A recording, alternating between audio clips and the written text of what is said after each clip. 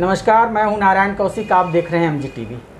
हमारा देश संविधान का देश है, कानूनों का मुल्क रहा है और इसीलिए इस देश में नीति है, नियम है, कानून है, कायदे है और अनुशासन है।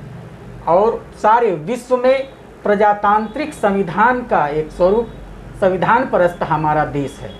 और शायद इसीलिए चाहे कितने भी पाप हो, अत्याचार हो, अपराध हो, इस देश में उस पापी को, उस अत्याचारी को, उस अपराधी को कानून के शिकंजे में आखिरकार फंसना ही पड़ता है। यहाँ न्यायिक प्रक्रिया है, यहाँ का न्याय बहुत ठोस है और मजबूत है।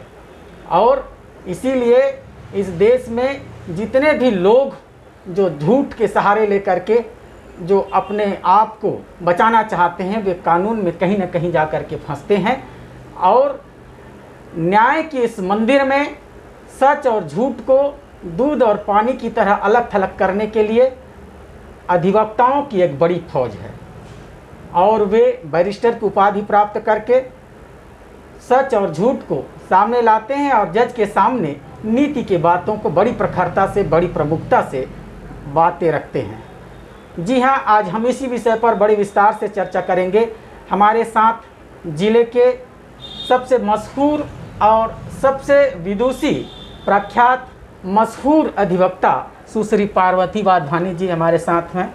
और पार्वती जी, बहुत बहुत स्वागत है हमारे MGTV में। सर्वप्रथम आपको और सभी लोगों को नमस्कार। सबसे पहले आप ये बताइए कि अभी अधिवक्ताओं की चुनाव हुई है जिसमें आप जिलाध्यक्ष के पद पर सुशोभित हुए हैं। सबसे पहले तो आपको बधाई। और उसके बाद में बताइए कि अधिवक्ताओं के इस चुनाव में जो इतने बड़े बुद्धिजीवी वर्ग में आते हैं, इतने बड़े ज्ञानी और विद्वान वर्ग में आते हैं, और जब भी हमने देखा इनका चुनाव जब भी हुआ है तो इस चुनाव में बड़ा गहमा-गहमी हुआ है, लोग प्रतिद्वंदी आपस में टकराते हैं, लेकिन आप निर्विरोध चुनी गई। क्या कारण है? मैं सर्वप्रथम आपको धन्यवाद देती हूँ, आपने मुझे बधाई दी है। और सबसे ये बात सही है कि धमतरी की राजनीति यदि कहीं शुरू होती है तो धमतरी बार एसोसिएशन से ही शुरू होती है। हर चीज़ों की बातचीत वहीं होती है। और ये भी बात सही है कि जब भी चुनाव होता है एक दूसरे के प्रतिद्वंदी एक दूसरे के सामने में रहते हैं और बहुत वहाँ कठिनाई का सामना करना पड़ता है कि किसे उड़ देना, किसी न उड़ दे।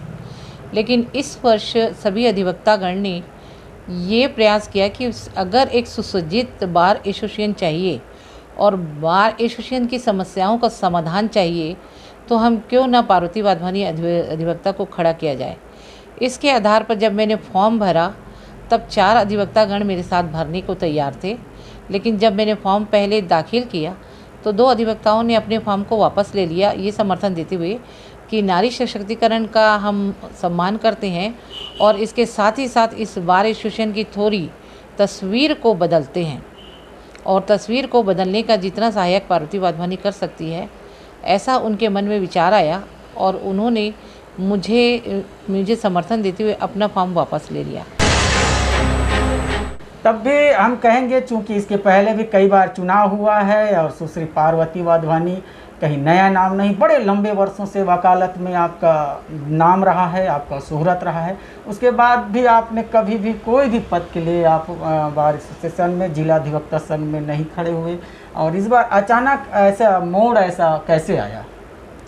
बार एसोसिएशन की स्थिति में देखते चले आ रही हूँ और लगातार 32 वर्ष हो गए मुझे वकालत करते हुए। मैंने बहुत कठिन समय भी देखा है बार एसोसिएशन में। और अभी जब ये हुआ है, हमारा कोरोना जब ये घात लगा तो उसमें बार एसोसिएशन के अधिवक्तागण की स्थिति बहुत ही दयनीय हो गई थी। जहाँ अधिवक्ताओं लोगों को रोज़मर्रा कमाई है, पढ़े लिखे हैं और उनके अधिवक्ता होने के साथ वकालत के अलावा वो कोई और अन्य कार्य नहीं कर सकते हैं।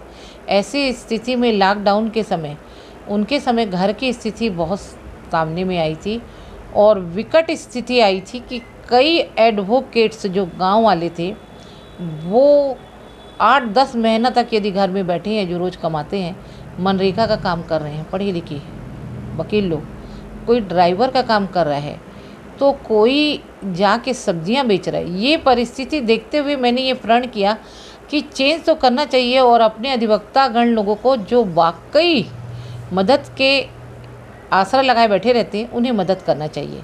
तो ऐसे संघ में यदि मैंने खड़े हुई हूँ तो मैंने कुछ सोच के ही खड़ी हुई कि मुझे अधिवक्ताओं लोगों का कल्याण करना है और इसके लिए मैं प्रयत्नशील रहूँगी और इसके लिए मैं जनता से भी सहयोग लूँगी और उसके अनुसार मैं कार्य करूँगी।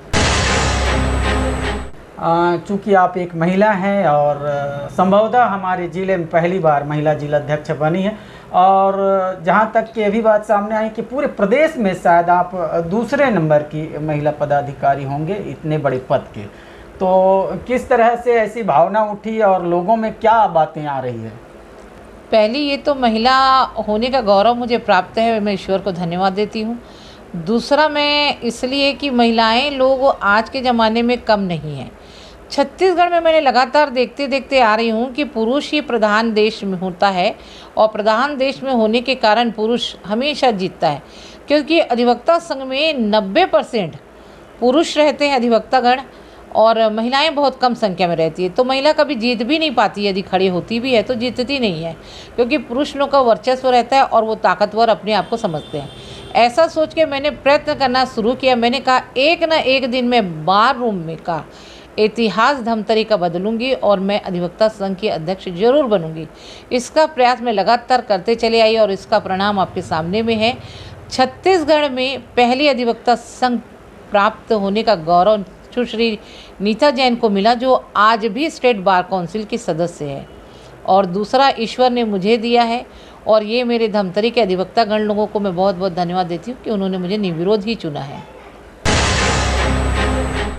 आप निर्विरोध चुन करके आई, एक महिला हैं और इसके पहले राजनीति में भी आपका बड़ा अच्छा दबदबा रहा। पहले आपने भाजपा जिला महिला मोर्चा की अध्यक्ष रहे, उसके बाद महिला मोर्चा की प्रदेश उपाध्यक्ष की पद पर भी आप बनी रहीं और एक अच्छी पकड़ वकालत के क्षेत्र में भी है। ऐसा क्या काम है जिसको लेकर के आपके हृदय में उपजता है कि इसमें बदलाव लाना चाहिए, महिलाओं को लेकर के, बेटियों को लेकर के, बहुओं को लेकर के? बदलाव तो बहुत है, धमतरी शहर में बदलाव की बहुत आवश्यकता है। कोर्ट में 32 साल वकालत करते करते मैंने ये देखा है कि बहुत सी महिलाएं लोग प्रताड़ित होती हैं और महिला पारिवारिक न्यायालय में आती हैं जो अभी बना हुआ है और वहाँ महिलाओं को प्रताड़ित होती देखती हैं, तो उसके लिए संघर्ष करना बहुत ज़रूरी है और उनके लिए निःशुल्क व्यवस्था भी करना चाहिए। इसके लिए विधि विभाग ने धमतरी में एक खुला हुआ है जो निःशुल्क अधिवक्ता की नियुक्ति करते हैं। इसके अलावा कई ऐसी महिलाएं लोग रहती हैं जिनको सलाह की ज़रूरत पड़ती है फ्री फंड में। ऐसा मैंने से बहुत लोगों को दिया भी है कि आपको कभी भी कोई भी समस्या रहे, 12 बजे 2 बजे रात को भी रहे, तो मेरे पास आइएगा, मैं आपकी समस्या का समाधान करने की कोशिश करूँगी। यदि मुझसे ये प्रयास हो जाता है तो मैं तो अपने आप को धन्य समझूंगी। इसके अलावा बार एसोसिएशन में बहुत सी ऐसी प्रॉब्लम्स है, बहुत सी समस्या है जिसका समाधान करना है और मैं उस समस्या को समाधान करके एक अच्छा बार रूम इस धमतरी को दूंगी। आपका नाम यानी पूरे ज़िले में पार्वती वाधवानी का नाम बड़ी प्रखरता और बड़ी मुखरता के साथ में सामने आता है। किसी भी बात को बड़ी निर्भीकता के साथ आप रखते हैं, चाहे राजनीतिक क्षेत्र हो चाहे वकालत के क्षेत्र में हो, आपका नाम सुन करके लोग आते हैं। तो कई सारी आपके अपने भी सपने होंगे और कई सारी उम्मीदें लोगों को भी है। किन सपनों को आप सबसे पहले फलीभूत करना चाहते हैं और किन उम्मीदों पर आप खरा उतरना चाहते हैं? मैं सबसे पहले सपना तो यही देखा है कि मैं धमतरी में एक ऐसे बार की स्थापना करूंगी जहां अधिवक्ता गण आराम से बैठ सके, आराम से पढ़ सके, क्योंकि हमारे यहाँ लाइब्रेरी की बहुत कमी है और लाइब्रेरी हमारे लिए बहुत आवश्यकता है अधिवक्ता गण के लिए। एक एक पुस्तक 3-3, 4-4 हज़ार से कम नहीं आते हैं, तो जो जूनियर्स अधिवक्ता हैं उनको बुक्स नहीं मिल पाती है। मेरा प्रमुख उद्देश्य ये है कि मैं जो हमारे बार एसोसिएशन में पुस्तकालय है, उस ग्रंथालय को, उनके पुस्तक को मैं लाइन अप करूँगी और पूरी पुस्तक अभी तक के सन की मंगाऊँगी। और दूसरा मेरा ये है कि बहुत सारी जो समस्याएं, वहाँ पानी की बहुत बड़ी समस्या है, वहाँ लोह युक्त पानी मिलता है, आयरन पानी है, जिससे बहुत परेशानी होती है। तो दोनों ही अपने बारों में मैं शुद्ध पानी की व्यवस्था करवाऊँ, एक्वागार्ड या कुछ भी ऐसा लगा के जिसमें हमारे अधिवक्तागण को शुद्ध पानी मिल सके। इसके अलावा जो अधिवक्ताओं को जितना भी सहयोग मिले वो करें। और राजनीतिक क्षेत्र में मैं बहुत पुरानी हूँ और बहुत दिनों से जुड़ी हूँ भारतीय जनता पार्टी से, क्योंकि हमारा परिवार ही जनसंघ जमाने से जुड़ा हुआ है। तो राजनीति में अपना अलग चलता है और अधिवक्ता संघ दोनों ही बहुत ही अलग है। राजनीतिक और अधिवक्ता संघ को देखा जाए तो दोनों की दूरियां बहुत अलग रहती है। हाँ, और वही सवाल भी है कि अब आप चूँकि जिला अधिवक्ता संघ के अध्यक्ष भी हैं तो राजनीति से कुछ परे भी होना पड़ेगा, तो किस तरह से आप मेंटेन करेंगे दोनों के बीच, चूँकि दोनों बिल्कुल अलग है और आप एक समाज के स्वतंत्र वकालत भी करते हैं, तो इसको किस तरह से आप एडजस्ट करेंगे? नहीं, ऐसा नहीं है, अलग नहीं होना पड़ता है। अधिवक्ता संघ में बहुत से राजनीतिक दल के लोग रहते हैं। आम पार्टी के भी शत्रुघ्न साहू जी हैं, कांग्रेस के राकेश दीवान कीर्ति शाह भी हैं, मैं पार्वती वाधवानी, अजीत साहू और अपना प्रजापति गोविंद पटेल वो भाजपा के हैं। तो पार्टी हमारे जहाँ देखना चाहिए पूरे पार्टियों का वहाँ पर समावेश है और हर पार्टी के लोग वहाँ पर आपको मिलेंगे। लेकिन जहाँ अधिवक्ता संघ के हित की बात आती है तो पार्टी दूर कोसों चली जाती है और सारे लोग मिलकर एक निर्णय ठोस लेते हैं और वो अधिवक्ता के कल्याण के लिए सोचते हैं। तो अधिवक्ता संघ में पार्टी का कोई महत्व नहीं रहता है। इसका सबसे बड़ा उदाहरण ये है कि कांग्रेस, बसपा और आम पार्टी के बीच से मैं भारतीय जनता पार्टी की अध्यक्ष निर्विरोध वो हूँ, तो इन लोग का सहयोग मुझे बहुत ज़्यादा रहा। मुझे अन्य पार्टियों ने बहुत ज़्यादा सहयोग करके बनाया, अपनी पार्टियों ने तो मुझे दिया ही दिया समर्थन, लेकिन बाकी लोगों ने भी मुझे बनाया, क्योंकि अधिवक्ता एसोसिएशन बार जो रहता है अधिवक्ता संघ, वो पार्टी से परे रहता है। वहाँ पार्टी का कोई औचित्य नहीं रहता है। हम 11 से लेकर 5 बजे तक सब एक दूसरे के भाई बहन जैसे रहते हैं, दोस्त रहते हैं, एडवोकेट्स रहते हैं, बार एसोसिएशन के अपन एक दूसरे को सम्मान करते हैं। लेकिन जहाँ वहाँ से हटते हैं तो हम अपनी फिर सोच शुरू करते हैं। पिछले कार्यकाल में राकेश दीवान जी अध्यक्ष के तौर पर मौजूद थे, तो उन्होंने एक अच्छी योजना के बारे में बताया था कि जो गरीब हैं, जो नहीं लड़ सकते अपने केस को, उनके लिए हमारा संघ जो है उत्तरदायी रहेगा, वो उनको मदद करेगा। तो इस तरह से कोई योजना, इस तरह से कोई आपके मन में है जो गरीबों के कल्याण के लिए हो? हमें योजना बनाने की आवश्यकता ही नहीं, खासकर मेरे को तो योजना बनाने की आवश्यकता नहीं। मैं बोलती हूँ और ये वादा भी करती हूँ, यदि कोई व्यक्ति ये बोलता है कि मैं बहुत गरीब हूँ और मेरे पास ये निर्धन कार्ड है और मैं बिल्कुल पैसा पेमेंट नहीं कर सकता हूँ, तो मेरे पास आइएगा। अधिवक्ता संघ की पार्वती वाधवानी आपका केस निःशुल्क लड़ेगी, चाहे वो किसी भी किस्म का हो। क्योंकि हमारे दर्शक आप लोग आपसे और पूरे अधिवक्ताओं से भी बहुत सारी उम्मीदें भी रखे हैं। हमारे दर्शकों को ये बताइए कि कोर्ट में किस तरह से केस ज़्यादा आता है जिसमें आप लोगों को बड़ी दुविधा का सामना करना पड़ता है, क्योंकि सभी वकील तो एक दूसरे को जानते हैं, भाई बहन के जैसे हैं, लेकिन प्रतिद्वंदी भी एक तरह से बन करके उस केस को लड़ते हैं। तो कोई प्रकार की लोगों में या जनमानस में कई प्रकार की बातें सामने आती, इनको समझाइए हमारे दर्शकों को। जिला सत्र न्यायालय में बहुत ज़्यादा जो केसेस आते हैं वो क्रिमिनल केसेस आते हैं। पहले सिविल केसेस ज़मीन जायदाद की बहुत लड़ाई होती थी, लेकिन लोगों ने ये देखा कि लड़ते लड़ते 50 साल 100 साल हो जाते हैं, आदमी जीवित रहता है लेकिन ख़त्म भी हो जाता है, तो केस चलते रहते। इस आधार पे अब जो बंटवारा है या अपना सिविल केसेस है वो बहुत कम मात्रा में अब शुरू हो गया है। क्रिमिनल केसेस की बढ़ोतरी दिनों दिन बढ़ गई है, तो क्रिमिनल केस बहुत ज़्यादा आता है। इसके साथ ही साथ नारी की शक्ति, सहन शक्ति जिसे कहा जाता है, वो भी ख़त्म हो चुका है। उसके लिए पारिवारिक न्यायालय में यदि आप कभी आइए तो देखिए बहुत सी नारियां लोग अपनी समस्या को लेके खड़ी होती है, लेकिन मैं ऐसी नारियों से भी समर्थन नहीं करती हूँ। जो परिवार अच्छा रहता है उनके विरुद्ध भी वो खड़ी रहती हैं। ऐसे नारियों को मैं सहयोग भी नहीं करती हूँ, क्योंकि नारियों की समस्या अपने सीमित समय सही है, लेकिन आज का जो परिवेश आगे बढ़ने का है और नारी को जितना आगे हम बढ़ा रहे हैं और समानता के सामने में ला के खड़े कर दिए, जहाँ प्रत्यक्ष उदाहरण मैं स्वयं हूँ, वहाँ मेरा महिलाओं से ये निवेदन है कि परिवार को चलाइएगा। कोर्ट कचहरी में आने से कोई समस्या का समाधान नहीं होता है, लेकिन परिवार में दुख और सुख का सामंजस्य रहता है। आप उस परिवार को लेके चलिएगा। यदि उस परिवार को आप किसी घर की बेटी बन के आई हैं और बहू बनी है तो बहू ना बनिए, उस घर में बेटी बनिए। और सास से भी निवेदन है कि वो सास ना बन के माँ बने, तो एक अच्छा परिवार देखने को मिलेगा। यदि सही में बहू को बहुत परेशानी है या बेटी को बहुत परेशानी है तो निसंकोच वो न्यायालय में आए, उसके लिए रास्ता खुला हुआ है। अपने अधिकारों का रास्ता दिए हैं हमने। बहुत सारे नारियों को बार बार हम जागरूक कर रहे हैं कि आपका ये अधिकार है। और नारियों की संख्या बहुत बढ़ गई है क्षेत्र में। सबसे ज़्यादा जो बढ़ा हुआ है वो बलात्कार के केस भी बहुत बड़े हैं। बलात्कार के केस पूरी तरह से सही रहते हैं ऐसा भी नहीं कह सकते हैं। कुछ लोग प्यार मोहब्बत में पड़ जाते हैं, लेकिन नाबालिग होने की अवस्था के कारण कईयों को बहुत भुगतना भी पड़ता है। तो बलात्कार के केस आज के ज़माने में बहुत बढ़ गए। तो हम अपनी बच्चियों को शिक्षा भी दें कि आप घूमने से पहले या किसी से दोस्त बनाने से पहले परख लें कि वो सही है कि गलत है, क्योंकि रेप की संख्या बहुत बढ़ रही है। आज मैंने इस कोर्ट में 32 साल की वकालत में बाप को बेटी के साथ बलात्कार करते देखा है, भाई को बहन के साथ बलात्कार करते देखा है, मामा को भांजियों के साथ बलात्कार करते कई केस लड़ी हूँ। इसलिए मैं कहती हूँ कि अपनी बेटियों को सुरक्षित करें, अपनी बेटियों को अच्छे सही ज्ञान दें और भगवान सभी मनुष्यों को सद्बुद्धि दे। आपने अपने पूरे इस लंबे अरसे में और इतना बड़ा अनुभव रहा है, ऐसे कौन सा केस है जिसमें आपको बहुत ज़्यादा इमोशनल लगा, भावनात्मक हुए, और ऐसा कौन सा केस है जिसमें ये लगा कि आज भी समाज को सही दर्पण नहीं मिल रहा है या आज भी समाज में अन्याय व्याप्त है? देखिए, एक केस मेरे पास तब आया था जब ये पारिवारिक परामर्श केंद्र में आया था। वो केस मुझे आज तक याद है। जब दीपांशु काबरा जी मेरे साथ बैठते थे, हम लोग वो पारिवारिक परामर्श केंद्र चलाते थे।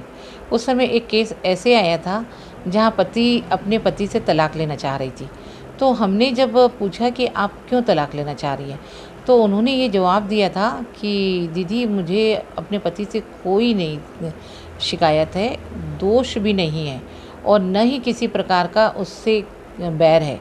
मेरे ससुराल वाले बहुत अच्छे हैं, लेकिन जो रात की प्रताड़ना होती है मेरे पति के द्वारा, जो रात की प्रताड़ना इतना अत्यधिक हो जाता है कि उसको मैं बर्दाश्त नहीं कर पाती हूँ। और मैं भी एक इंसान हूँ, कोई जानवर नहीं हूँ। शारीरिक संबंध बनाना पति के साथ तो ठीक है, लेकिन इतना ज़्यादा अत्यधिक वो मुझे फिज़िकल में टॉर्चर करते हैं, उसके कारण मैं इसे तलाक ले रही हूँ। वो केस मुझे आज भी जेहन में याद है और इसे मैं भूल नहीं पाती कि औरत वाकई फिज़िकल रिलेशनशिप में कहीं ना कहीं प्रताड़ना बहुत अपने पति से होती है। ऐसे बहुत सारे केस आपके पास आते हैं, चाहे पारिवारिक परामर्श केंद्र में हो, चाहे कोर्ट में, जिला सत्र न्यायालय में, जिसमें महिलाओं बच्चियों को लेकर के जैसे आप बता भी रहे थे। उनमें आपको क्या लगता है कि बहुत सारे केस या सारे केस लगभग सच होते हैं और सच नहीं होते हैं? तो इसका कारण क्या होगा जो लोगों को दोष लगाते हैं, या दोनों पक्ष उतने ही उत्तरदायी होते हैं इसमें? नहीं, दोषी होना या नहीं होना इस बारे में मैं नहीं कह सकती। दोषी लोग को सज़ा दिया जाता है, लेकिन साक्ष्य के अभाव में वो छूट जाते हैं। और कई ऐसे केस रहते हैं जो निर्दोष भी रहते हैं। जैसे मैंने कई केस नक्सलियों का लड़ा है।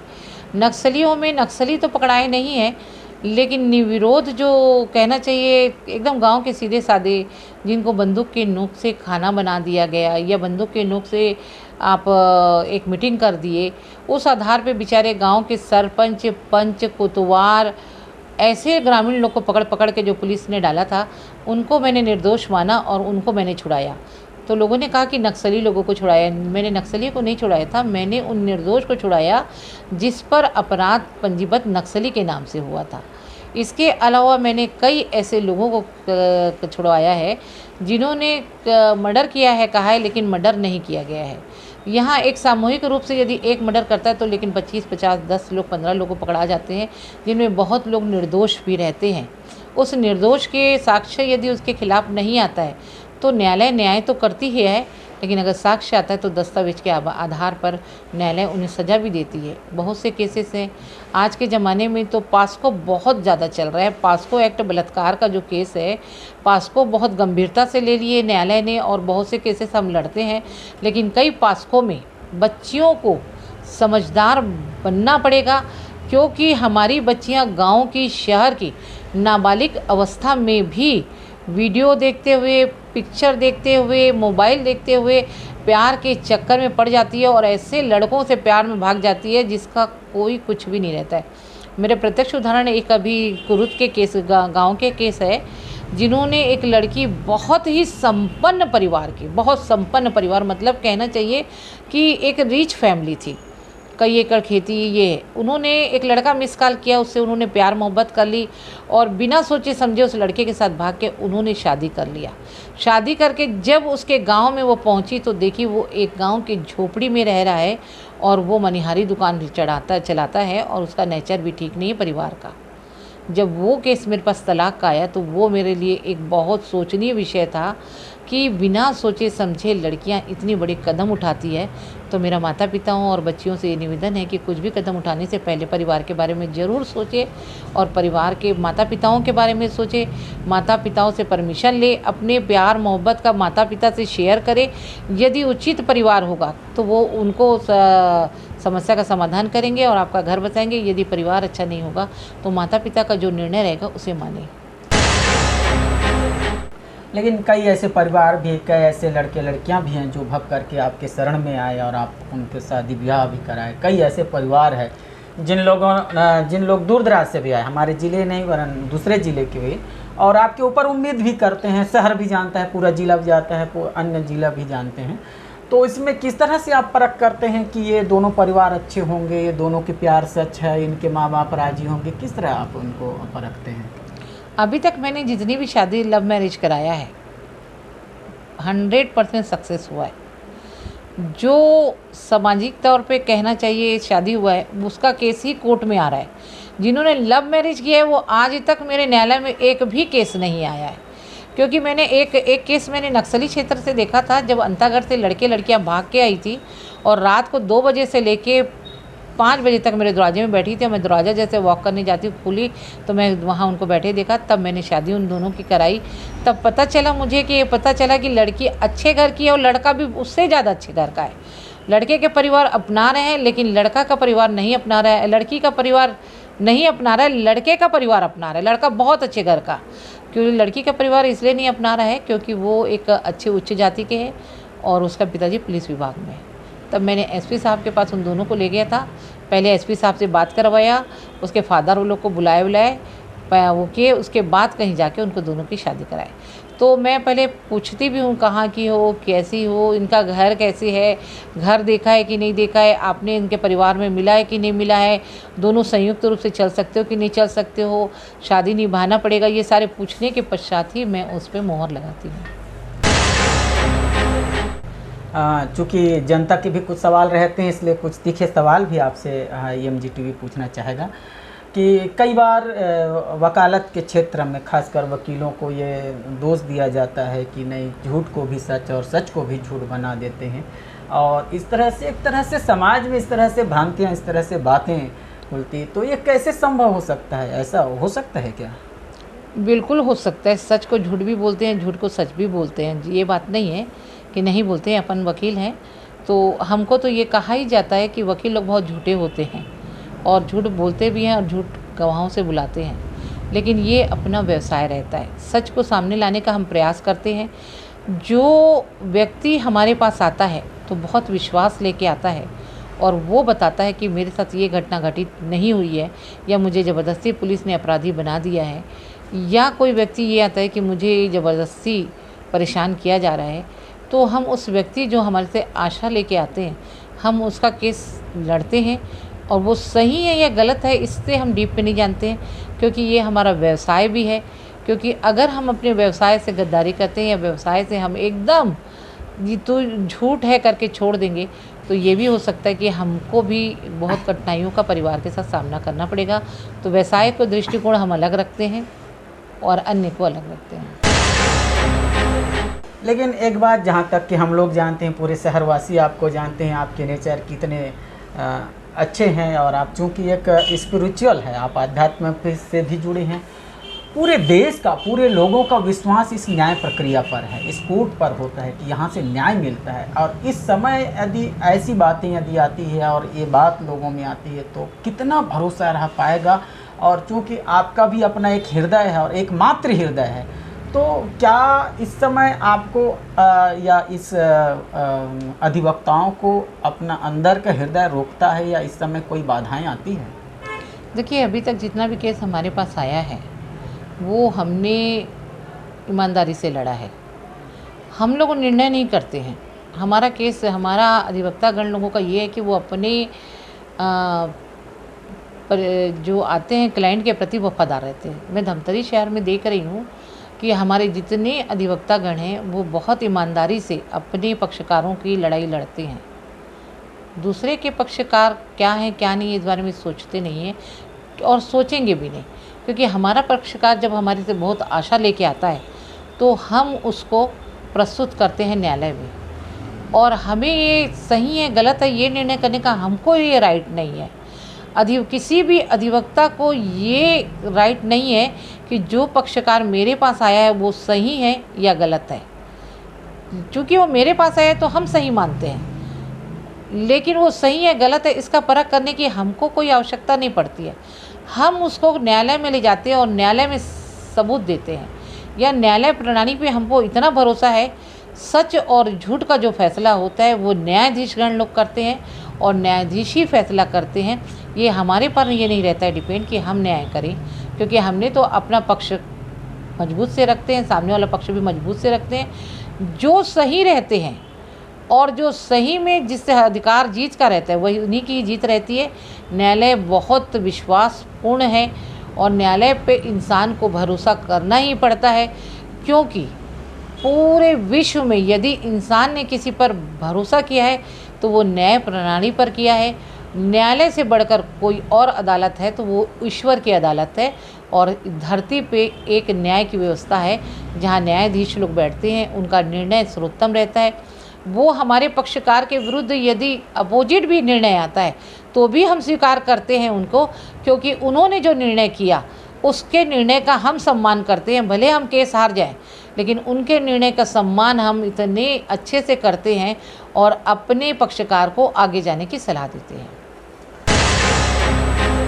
तो ये थे पार्वती वाधवानी जी, जिनको बड़े लंबे वर्षों से 32-35 साल से वकालत का अनुभव रहा है। जिला सत्र न्यायालय में बड़ी अपनी सेवाएं देते हैं, लोगों के बीच भी, सामाजिक क्षेत्र में भी, राजनीतिक क्षेत्र में भी, सभी क्षेत्र में इनका अच्छा वर्चस्व रहा है और बड़े ही अच्छे ढंग से उस न्यायालयिक प्रक्रिया को और न्यायालय में होने वाले केसों के बारे में, महिलाओं, बेटियों और प्रताड़ना के बारे में बड़े अच्छे ढंग से बताएं। हम समय समय पर मिलते रहेंगे। आप देखते रहिए MG TV।